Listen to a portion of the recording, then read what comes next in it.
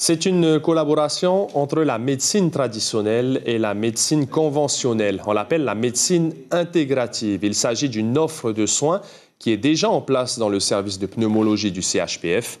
Des tradis praticiens interviennent en complément du personnel médical. Pourquoi développer ce concept de médecine intégrative? Élément de réponse avec Kaline Liénard et Marcel Bonneau qui se sont rendus hier au premier séminaire organisé sur le sujet.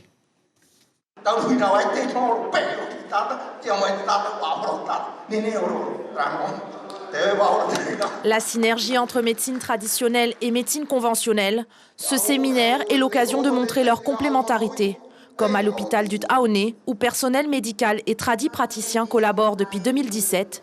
Cette kinésithérapeute constate l'amélioration de l'état des patients. Il y a des fois où j'arrive pas à faire marcher un patient, il marche le patient, mais quand Jenny arrive, il marche mieux, ou on va plus loin. Ou des fois, moi je suis bloquée, si je mobilise une épaule par exemple, là je parlais de mon métier, si je suis bloquée là, elle arrive, hop, j'arrive à monter là le bras du patient. C'est dans ça que je vois une grande différence. Et le patient, dans sa globalité, il est plus apaisé. Écoute, échange, massage, plusieurs pratiques de la médecine traditionnelle sont intégrées au parcours de soins de certains patients.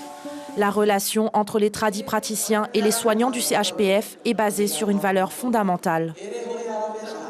Le respect est la base de tout soignant, tout soignant. Celui qui se respecte, respecte l'autre. Celui qui ne se respecte pas, ne respecte aucune règle.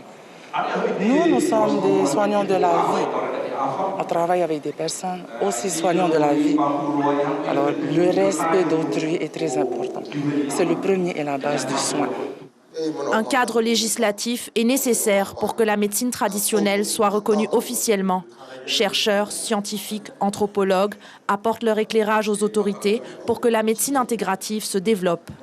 Le but, c'est de rassembler tout le monde, de rassembler les soignants, qu'ils soient professionnels de santé et tradis praticiens.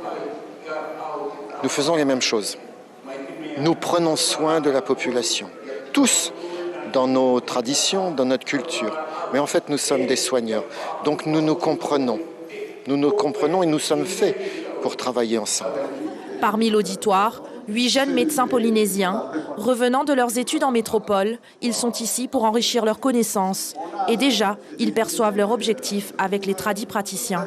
Apprendre à se connaître les uns les autres, savoir comment ils travaillent. Et après, ce serait peut-être une sorte de collaboration. Par exemple, moi, je suis médecin interniste libéral. Donc, j'adresse des patients aux kinés, aux infirmières pour qu'ils fassent leurs soins. Ben, l'idée, ce serait de faire la même chose avec des gens qui font des rauteti ou du taurumi.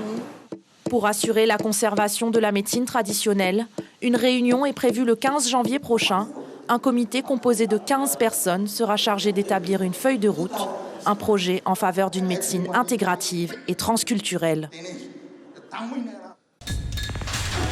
L'information en continu sur Polynésie la première, Internet et réseaux sociaux.